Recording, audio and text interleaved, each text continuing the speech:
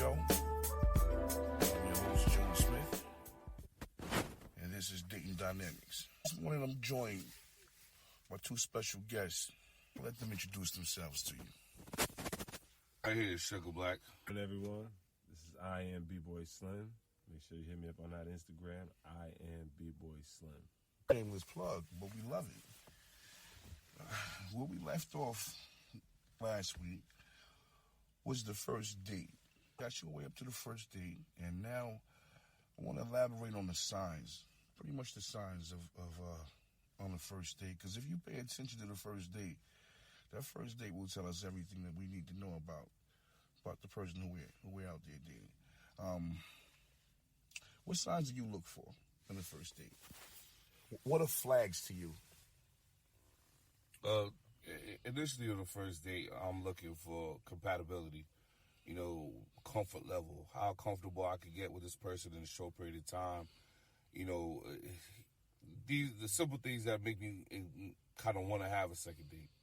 What about you, B-Boy Slim? Honestly, I would probably say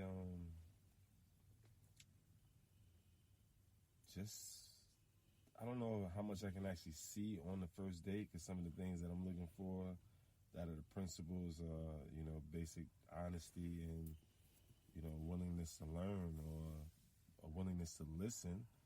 That's something that you can figure out on the first date. How well the person listens, how well the person responds to criticism, because those, and just simple communication skills, those are the things that you're going to need to make a relationship last. I mean, everybody's great in the beginning, but what is it like 5-10 years from now? So if you can't see anything, maybe some simple things like that, or simple respect that they show to even strangers, little things like that, maybe on the first date. True. I pay attention to the same thing. I like that. But what are some of the good, positive things that you see on the first date as far as signs go? Well, I want to say everyone's trying to put their best foot forward on the first date, so it's almost a bit of a camouflage. So you kind of want to, take everything with a grain of salt and realize that everybody's trying to put on their best facade. And at this point, you're just going to look for consistencies. Eye contact.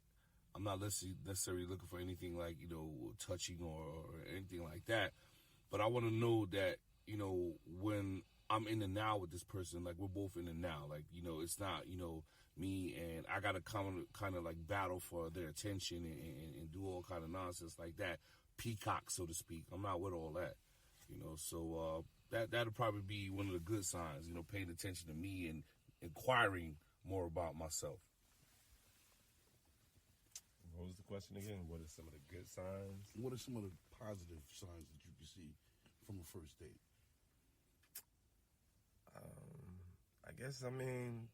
A lot of the things I mentioned in the first question, if I actually see some of those things, then I guess, that's positive. I guess maybe a willingness to, expose some of their weaknesses, some of the things that the mistakes they've made in the past, how they tried to, make it through those mistakes. Things like that. But every first date is different. Sometimes you can just go on a first date to get a lot of conversation. Sometimes you go on a first date just to feel a person's energy. Energy doesn't lie. Sometimes you can just have the energy just dancing, music. Big facts. I've had a good couple moments. I've had a good couple times right there with the sheer company of, I'm not, going to say the opposite sex because, whatever floats your boat. But, the sheer energy and vibe that you spend with somebody, this was actually enough for me. Like, I didn't need to, further, can we do this again? Like, you know what? This moment right here was meant to happen and we both shared it. And I'm good with that. You know what I'm saying? Like, I don't need to have the extra. Sometimes you mess up that vibe by trying to enhance it or prolong it. Can we meet up again? It's not the same. It's not organic. You know what I'm saying? You're trying to relive a moment that just, like, that will never happen. It's like a smoker. They're always trying to get that first cigarette, that feel of that first cigarette, and they never get it. So, things like that, I agree with, or that those moments that are organic, that happen, that vibe, those are like real special. Now, real quick, I want to touch on something. Through my experiences, I've found that I try to, on the first date, I try to stay away from telling the young lady what I'm looking for. Because once you do that, they pretty much got the game plan and the instructions on how to get to you.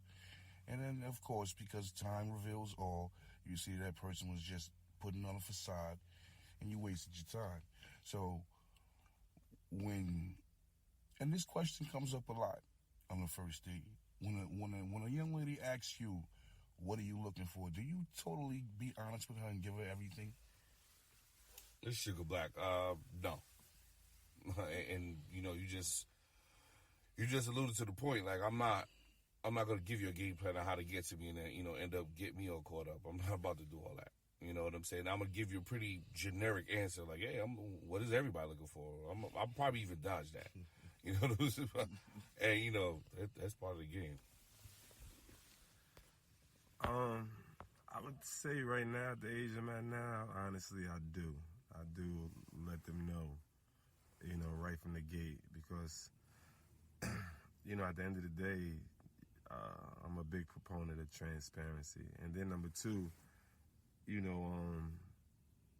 I'm big on setting the foundation for any relationship, whether it be something that's romantic, business, whatever, you let people know exactly, what it is for the most part, how things may be able to change if y'all aren't on total agreement on what, the starting point should be. But this early in the game, though?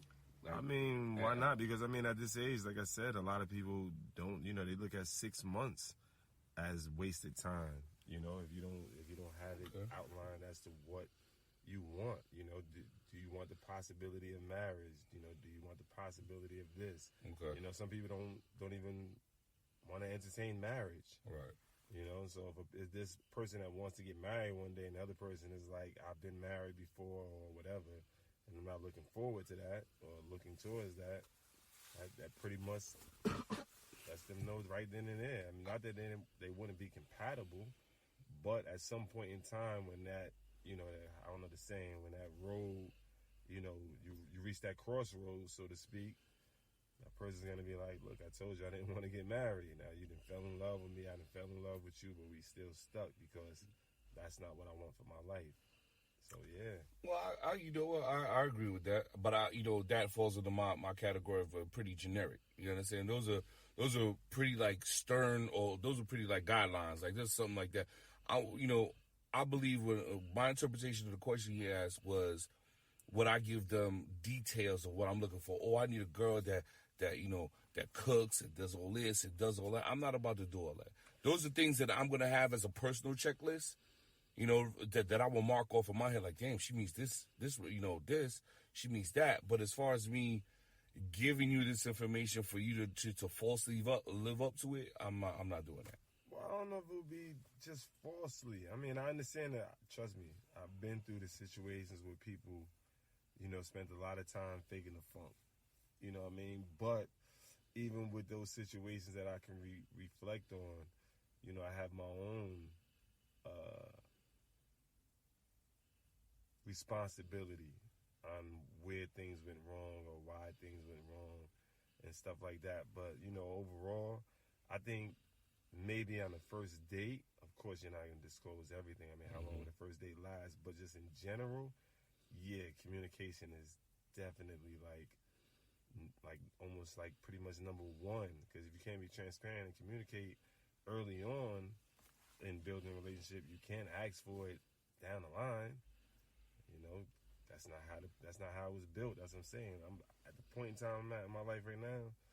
Whatever relationship is going to be, you're going to set the foundation early so that foundation is strong on those type of principles. And communication is one of the top ones.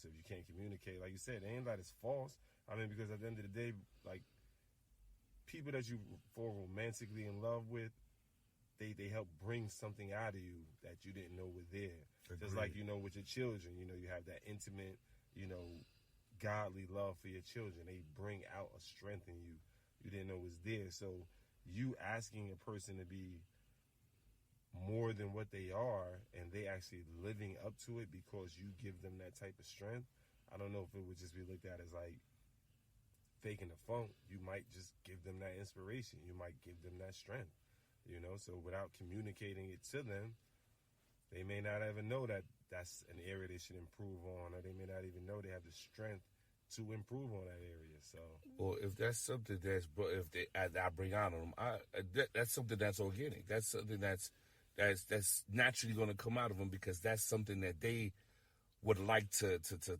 I don't know, develop or share in that relationship. I don't believe that's something I should tell you. I believe that's something that should be coming from you automatically. Not automatically, but again, organically. Something that I mean, inspired. Say, for instance, your lady wants a man that can cook. Mm-hmm. You've never really cooked, and you've always had women cooking for you. But she's like, you know what, my lifestyle, yada, yada, yada, I would love a man that can cook. Now, every human being on earth, that's a skill you should have. Right. But if you never acquired that skill because you had reasons why you didn't have to, And that's me. and now this person is asking you to do this, Right. that's not a bad thing. They're inspiring you to build on your own life, that just having gone through that with them, say as you break up with them, now you go about your life, now you've acquired another skill that you never acquired before. And this person helped bring that out of you by them requesting that this is something that will help your relationship be better. So that's my thing. There's nothing wrong with a person asking you things that just make you a better person. If they help make you a better person, and in turn it makes the relationship better, then that's all on a human being being able to accept, you know, a person asking for them to grow.